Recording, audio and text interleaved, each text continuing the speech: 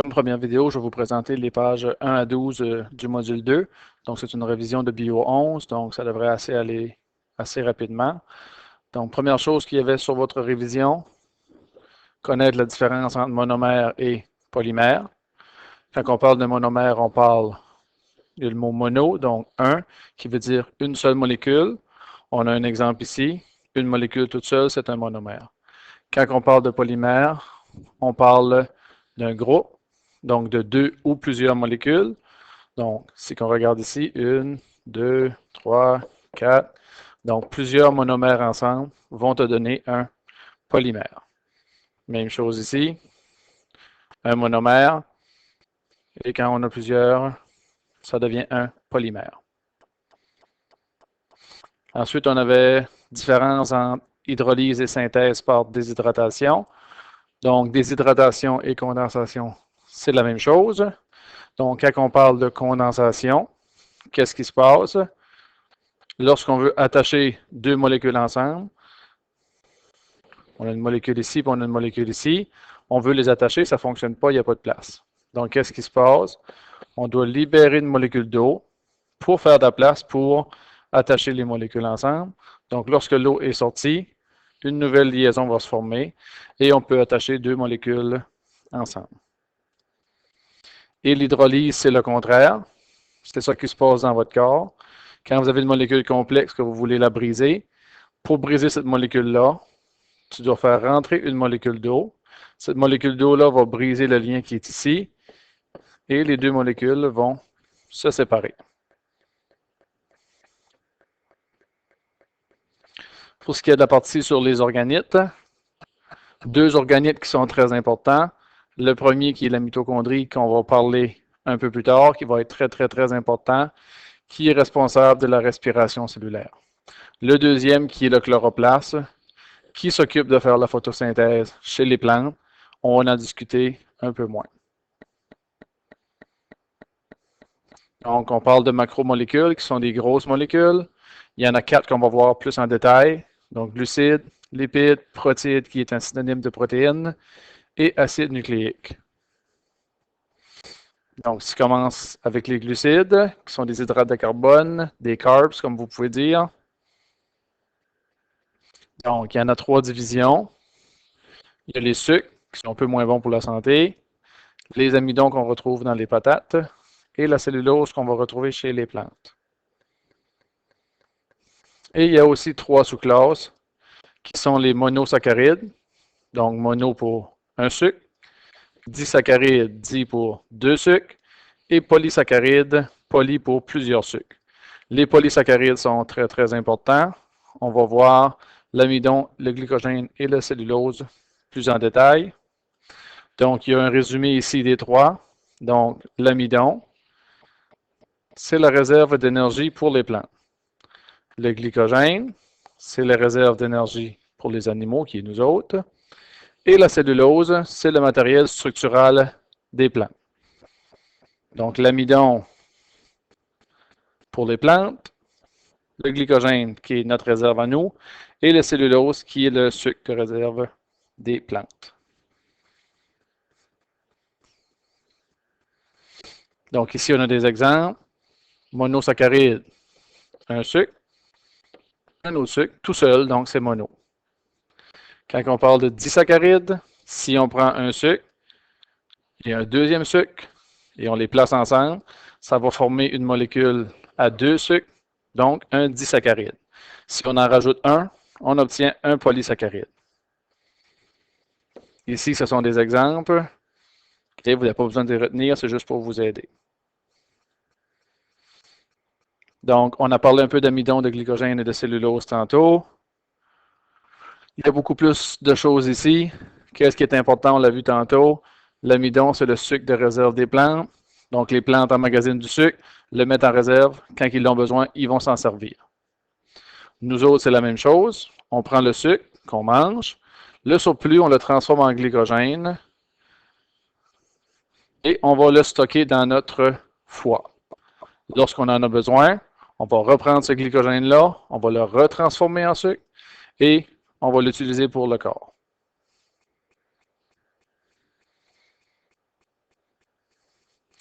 Et la cellulose, on a parlé que c'était pour les plantes. Donc, le mot qui est important, c'est des fibres. Des fibres que vous mangez, okay, ça vient des plantes, donc de la cellulose des plantes.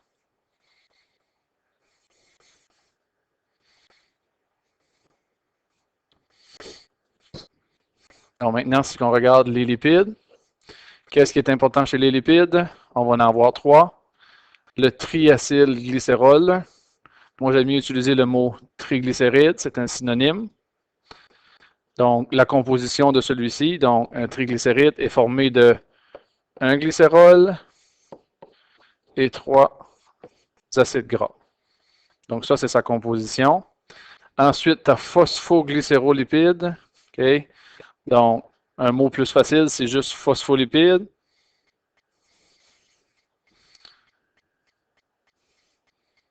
Donc, phosphoglycérolipide ici.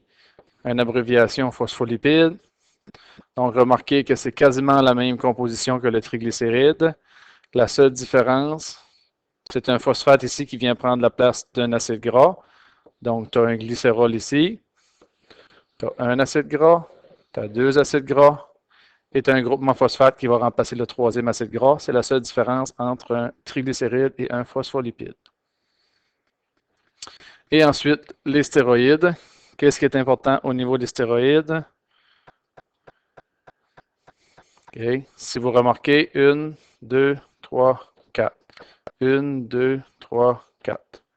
Donc, que ce soit n'importe quel stéroïde, un stéroïde est toujours formé de 4 cycles attachés ensemble. On a parlé un peu des cires, là, c'est ce qui recouvre les plantes, mais pas besoin de le retenir. Ensuite, on a les protéines. Les protéines, synonyme de protide. J'ai écrit protide là, mais vous autres, vous pouvez utiliser le terme protéine, c'est plus commun. Donc, les protéines sont faites d'acides aminés. Okay? Donc, quand tu attaches plusieurs acides aminés ensemble, ça va former des protéines. La structure d'un acide aminé, c'est celle-là. Très, très, très importante à savoir. C'est la même chose que celle-ci, mais celle à droite est beaucoup plus facile à reconnaître. Donc, tu as toujours un groupement amine, tu as toujours un groupement acide qui ne change pas, tu as toujours de l'hydrogène là, ça reste là, le carbone là reste là. Qu'est-ce qui change? C'est le radical ici. Donc, dépendamment de qu'est-ce que le radical va être, ça va déterminer quelle sorte d'acide aminé qu'on va avoir et ça va déterminer quelle sorte de protéine qu'on va avoir. Il y a deux sortes de protéines principales. Il y a la protéine fonctionnelle et la protéine structurale. Si on regarde un petit tableau, okay, donc par exemple, des anticorps, c'est une sorte de protéine et c'est une protéine fonctionnelle. Pourquoi fonctionnelle? Parce qu'elle a une fonction dans le corps. Sa fonction, c'est de défendre l'organisme. Au contraire, la kératine, qui est une protéine structurale, donc dans la kératine, tu n'as dans les cheveux. Donc le rôle de la kératine, qui est une protéine, c'est d'aider à la structure de tes cheveux. Donc, elle n'aide pas l'organisme à survivre ou à travailler. Donc, elle aide seulement une structure. Donc, c'est structural. Il y a deux autres exemples. Vous comprenez le principe. Et la dernière macromolécule, qui sont les acides nucléiques. On en a deux, l'ADN et l'ARN. Puis ces deux acides nucléiques-là sont faits de sous-unités qu'on appelle des nucléotides.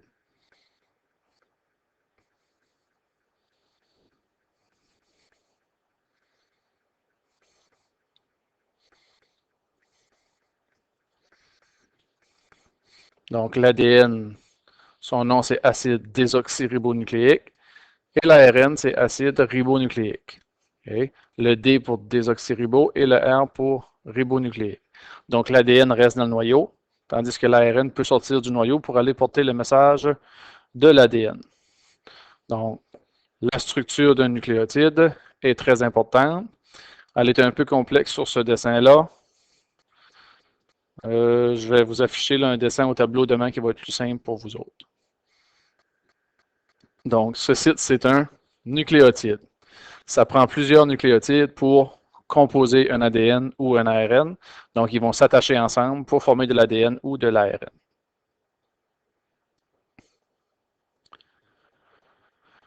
Si on rentre dans la cellule, que vous avez vu un module au complet en Bio 1, donc 2 types de cellules, c'est ça que je veux vous retenir. Il y a des prokaryotes et des eucaryotes. Okay? Donc, les prokaryotes ont été les premières à se développer, donc ils sont beaucoup plus primitives. Donc, prokaryote veut dire pas de noyau. Okay? Pas de noyau, pas de membrane interne, comme par exemple les bactéries. Donc, les bactéries, c'est très petit, c'est très simple, c'est un prokaryote. Cellule eucaryote, c'est que nous autres, on est fait de ça. Donc, c'est plus évolué. Ça a des membranes internes, un noyau, des organites qui exercent des fonctions.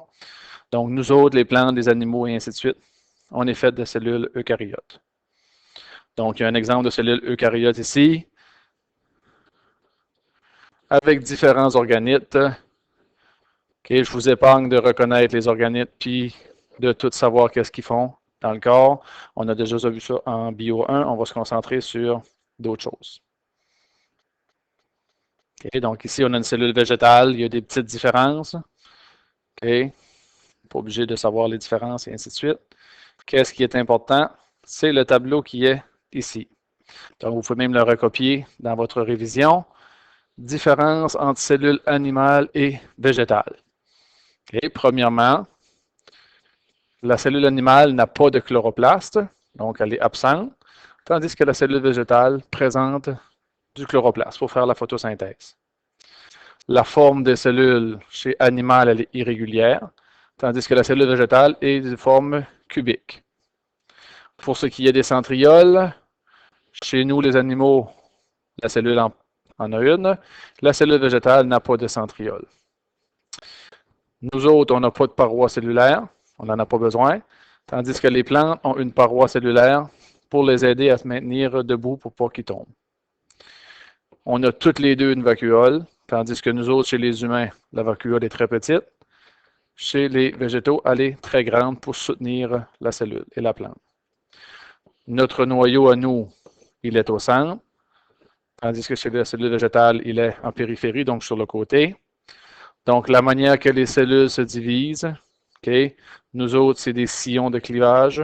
Okay, et les végétaux, c'est une plaque de division. Donc, je vais vous demander d'en retenir, il y en a 7, environ 4 à 5 pour l'évaluation.